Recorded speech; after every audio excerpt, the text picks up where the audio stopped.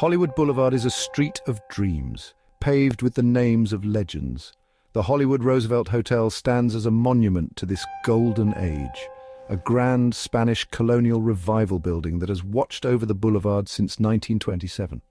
Its walls have absorbed the glamour, history, and sorrow of Hollywood. Step into its opulent lobby and you feel the weight of untold stories. The hotel was financed by Hollywood royalty like Douglas Fairbanks and Mary Pickford, designed as a luxurious haven for the film industry's elite. Over the years, the Roosevelt has been restored, but its soul remains untouched. The ghosts of its past are said to be quite literal. The hotel is known as one of the most haunted places in Los Angeles. Guests and staff report fleeting apparitions, unexplained noises, and a sense of being watched. Even those unaware of its haunted reputation often feel a mysterious presence. The Roosevelt is more than a landmark. It's a living piece of Hollywood's history.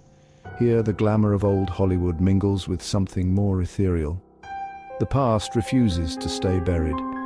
It walks the halls, rides the elevators, and gazes from the windows. The Roosevelt's enduring legacy is not just in its architecture, but in the spirits that linger. On this star-dusted boulevard, the hotel stands as a reminder that some stories never end. The Roosevelt is where Hollywood's dreams and its ghosts live on. The Roosevelt's history is inseparable from Hollywood itself. In 1929, it hosted the very first Academy Awards, a private dinner that lasted just 15 minutes. The hotel quickly became a hub for movie legends. Clark Gable and Carole Lombard carried on their love affair in the penthouse suite.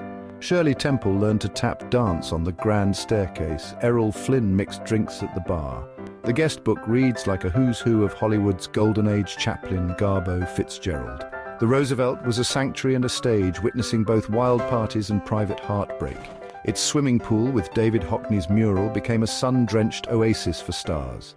But behind the glamour, the hotel saw tragedy, addiction, despair, and loss. This emotional intensity soaked into its walls is believed by many to fuel the hotel's lingering spiritual energy. The Roosevelt's past is alive, echoing in every corner. So, hauntings at the Roosevelt are as legendary as its guests. The Blossom Ballroom, site of the first Oscars, is known for apparitions, two men in formal wear, vanishing as quickly as they appear. Cold spots and sudden chills are common, even on warm days. The spirit of a little girl named Caroline is often seen on the mezzanine, her laughter and cries echoing through empty halls. Elevators move on their own, and guests report whispers or shadowy figures inside. In room 928, Montgomery Clift's ghost is said to pace and play trumpet, a restless echo of the troubled actor. These stories aren't meant to frighten, but to remind us that the past lingers here. Staff accept these occurrences as part of the hotel's unique character.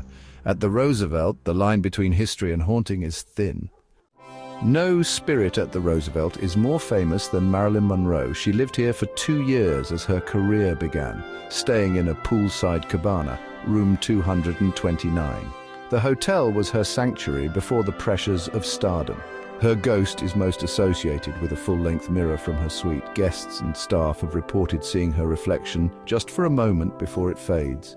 Even after the mirror was removed, sightings of Marilyn continued, her shimmering figure glimpsed near the pool or in windows. Her presence is described as wistful, not frightening, a beautiful, sad echo of a woman on the brink of fame. Marilyn's spirit lingers where her dreams first took shape. She embodies both the glamour and the tragedy of Hollywood. The Roosevelt was a place of hope for her, and perhaps that's why she remains. In these halls, Marilyn is forever a part of the legend. The Roosevelt's hauntings aren't just old legends, they're experienced by staff and guests today. Operators receive phone calls from empty, locked rooms, hearing only static or whispers. Housekeepers report being watched, seeing beds indented as if someone invisible just sat down, and finding objects mysteriously moved. Guests hear phantom parties from vacant rooms, feel blankets tugged off at night, and capture orbs of light in photos. These stories are consistent, spanning decades and countless visitors. The hotel's atmosphere is charged with a sense of presence. From the front desk to the penthouse, reports of cold spots, voices, and apparitions are common. The Roosevelt's haunted reputation is built on these shared experiences. Here, the past is not gone, it's alive in every shadow. The hotel's story is written by those who walk its halls, both living and otherwise. Why is the Roosevelt such a hotspot for the supernatural? Nearly a century of intense emotion, joy, heartbreak, ambition has left its mark. Paranormal investigators flock here, hoping to capture evidence of the afterlife. The hotel embraces its haunted reputation, hosting tours and welcoming ghost hunters. Beyond famous spirits like Marilyn, there are tales of unknown entities, spectral children, shadowy figures, playful pranksters.